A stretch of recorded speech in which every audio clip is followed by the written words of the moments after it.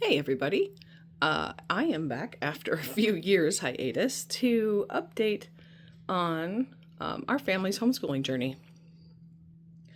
I'd like to make a series of videos talking about our curriculum changes and then also our Charlotte Mason style homeschool co-op and also the micro school that runs at my house.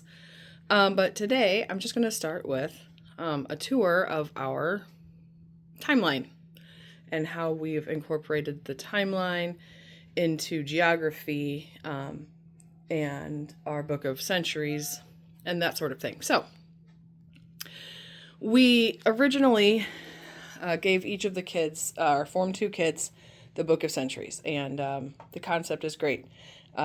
This is what it looks like. We printed off the cover and then put it in a binder.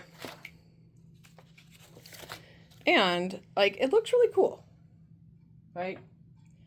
And I do want to use it. We used it a few times at the beginning of the year. We started adding in people and places and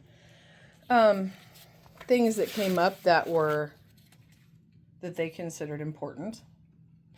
But the problem for our kids, let's see, there's 5 of them that are in Form 2, so grades 4, 5, and 6.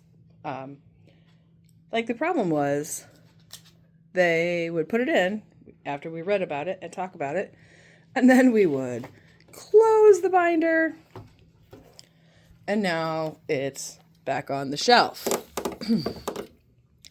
And they were having a hard time, processing and keeping in mind all of the things. And so, to have better access and better recall as we continued moving forward with history and narration, we put up a big timeline.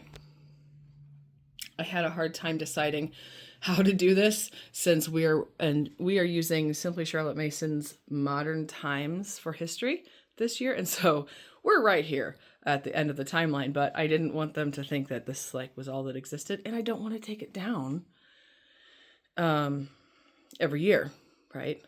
So I had to put up the whole thing because then next year we will loop back around. So this is how I put up our timeline, and for now this is how I divided it up. So we have creation and then some general space that I'm sure we'll fill in some next year. And then the switch from BC to AD.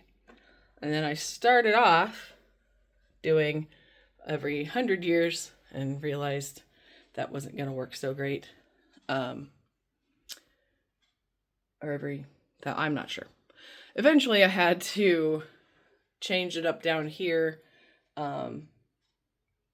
And you know what? No, this is the final iteration. It took me 3 tries to get the little green year markers up here and decide how far apart they should be and which numbers to put up. So anyway, this is what I finally settled on, and marked the 50 in the middle. And yes, so then we decided to put all of the people up on the top that are American history. And what we'll do, the kids, as part of their narration after they orally narrate or do the written narration, we'll kind of work together as a group to put on the name and what they think were the important parts of that person in history. And I'll print off a picture and put it up there. So some of these have my writing, some of them the kids have written on. So the top, above the blue line, is the people that we read about from American history. And then on the line, we have general events that we read about. Plus, then we just recently started adding key inventions and developments because they were wondering oh, so wait, did we fly before we had cars? Wait, did we have the light bulb before we had this? Putting in order all of the different inventions that we've been reading about. So we had the light bulb, Brooklyn Bridge, and then we just added Henry Ford making the car, just before the Wright brothers had the plane. It's been really fun for them to visualize, like every time we open up a history lesson, we look to see what was happening, what people were doing what, and then underneath we have the world history people and activities that are happening. We're using a combination of Simply Charlotte Mason for American history, and then I have a friend who liked the Gentle Feast curriculum, and so she wanted to use their suggestions for world history, and she teaches world history to our micro school. And so when she does hers, she uses I think they're doing the Story of the World, whichever one aligns with modern times with Simply Charlotte Mason. Yeah, and so the whole bottom is people and events from world history. And it's fun to see we can kind of line up what was happening in American history with, world history. And then we realized the kids, we have not been doing super great. Oh, wait, before we jump to geography, if you notice this blue line, right, we spent quite a few weeks on the Civil War, and they were wanting to keep track of the events and battles and people of the Civil War. So we did a pop-out timeline. This I will take down at the end of the year so we have more space for other pop-out timelines. I may take it out if we get into World War II, actually. But, yeah, so we added this whole timeline so they could see the different battles and people. I put the North people in blue and the South people in gray. Something I didn't realize was that, and maybe I should have as a grown adult, the South elected their actual own president. So when Abraham Lincoln enacted the Emancipation Proclamation, it didn't really change anything for the South because they consider themselves not to be under Abraham Lincoln because they had their own president. So that was interesting. But we went to visit the Abraham Lincoln Museum and learned a whole bunch of other stuff as part of a field trip for this one. And then, oh yeah, somebody has added their own definition timeline here.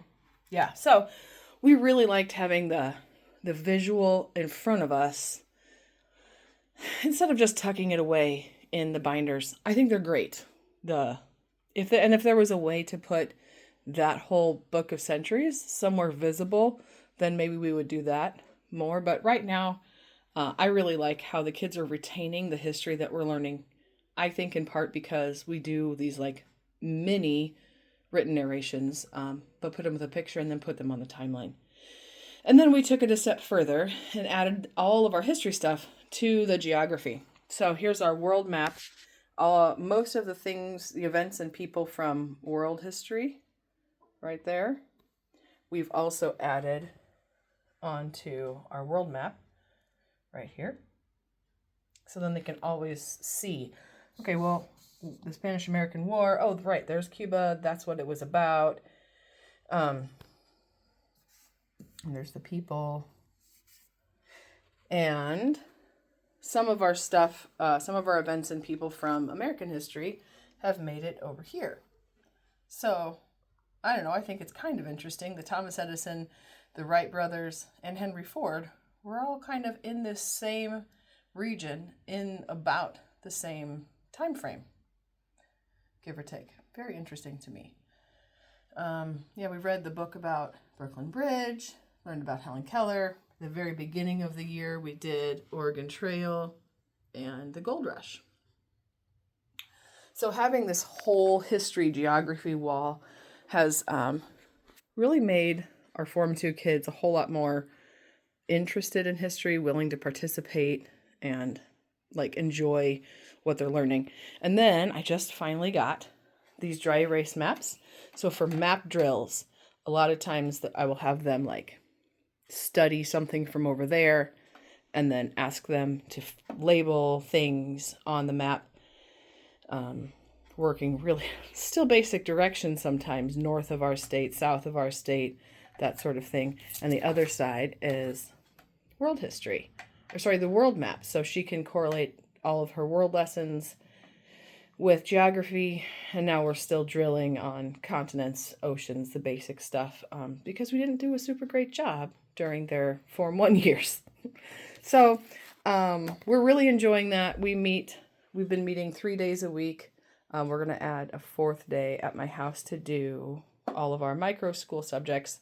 And I'll talk more about that in another video, but we've just really been enjoying this iteration of timeline and geography to go along with history.